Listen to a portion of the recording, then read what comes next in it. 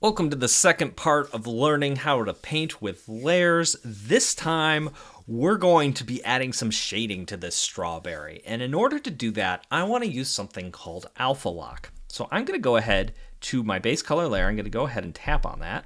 And I'm going to tap on it again to bring up my options. And one of those options right here is called Alpha Lock. So I'm going to go ahead and tap on that. And it's kind of hard to see on the screen, but what you'll notice when you tap on Alpha Lock is there's a very slight checkerboard pattern behind the shape in this little preview thing. That means it's alpha locked. So what does Alpha Lock do? Basically, what it's doing for us is anywhere there is paint on the canvas, you can paint. If there's not paint there, you won't be able to paint at all. So that may sound confusing, but bear with me here. So what we're going to do is we're going to grab our paintbrush again, still on my technical pen. I'm going to make it really big so you can see it, and I'm just going to paint on the canvas as fast as I can. Now what you see there is I use that ugly shade of green that doesn't look good on the pink. Is the only place that green paint shows up is where I already have paint on that layer. So I can't paint outside of that paint. I can only paint inside, and when I go out, you can't see the lines that I'm painting outside. So I'm going to undo that. I'm going to tap that twice. And what this is going to let us do is it's going to let us shade our strawberry without losing that shape. It becomes a really good way to do that. So if we wanted to use different kinds of brushes to shade, try different kinds of things, this is a great way to do that. So first thing I want to do is I want to use slightly darker shades of the red that I'm already using. Think about that sphere example that we did earlier. This is going to be more cartoony, I think. This is going to be more like an icon. It's going to be less realistic. So I'm just going to use solid color lines. So I'm going to tap and hold to get that pink using the eyedropper tool by tapping and holding. I'll let go. Cool. Up here, what do you see? That is the color that I have. I'm going to open up my color, and what I'm going to do is I'm just going to pull down on that pink a little bit. And one of the things I like about the color picker is that you can see what your previous color was and what your new color is. So I want a color that's just a little bit darker than the color I had. And now I can come in here and I can paint my shadows, and I don't have to worry about that paint ever leaving the strawberry. I think I'm gonna kind of bring it in here, color it in like that. And then maybe down and over like that. And I think I want a bigger pen. The technical pen is just too thin, so I'm going to use the studio pen for this. And again, my pens may look different than you, but you should have the studio pen. And again, my brushes may look different than your brushes, but you should have the studio pen in your version of Procreate. This is going to be bigger than the other one, so now I can come in here and I can just color in with a much larger brush, which is going to save me quite a bit of time as we go through this. Now I am moving pretty quick, and so I do make mistakes, but one of the great things about Procreate is the ability to pinch and zoom and go in here. So if I see an area where I think, oh, I wish I did a better job coloring it, I can always tap and hold on that old color to grab it, and then take my pen and go in here and clean it up a little bit. I want a smaller pen to do that. Just kind of come in here and clean that up. Not that small, Brad. There we go. Something like that. I'm going to get it back to a normal size there.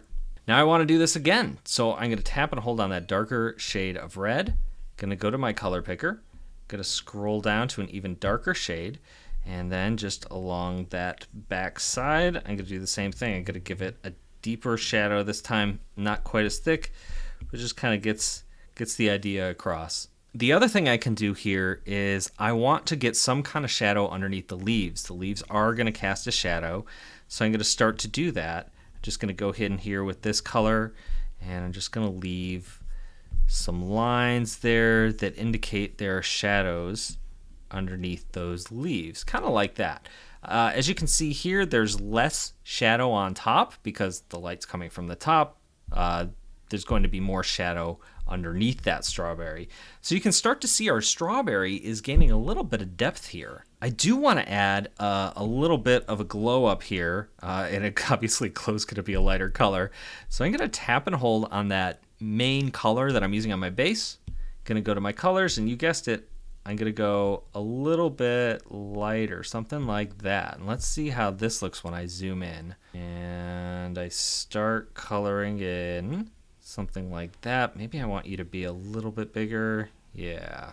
maybe lumpier, kind of like that. Get that edge in there.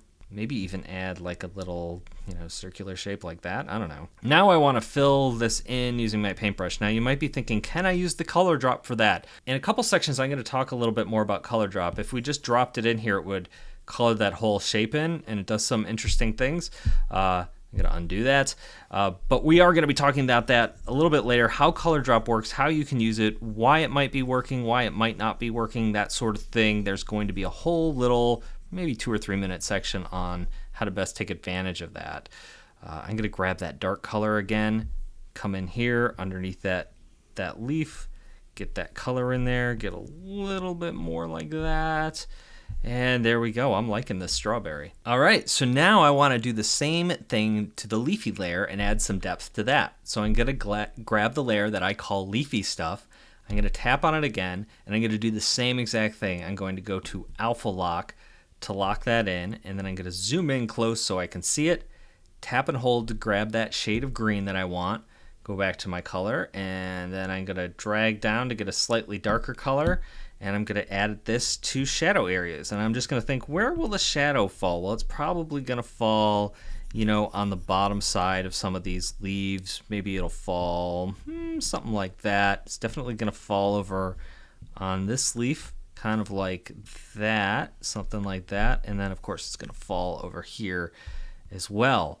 Now I want a lighter color as well to use as an accent color. So I'm going to go to my colors again. And this time, you guessed it, just going to pull up on that green a little bit, find a slightly lighter shade of it, and that's going to let me come in here and just add a nice highlight there. Come up here, add a nice highlight there, and even add a highlight there, kind of like that. Maybe I'll add just another highlight over there on that leaf.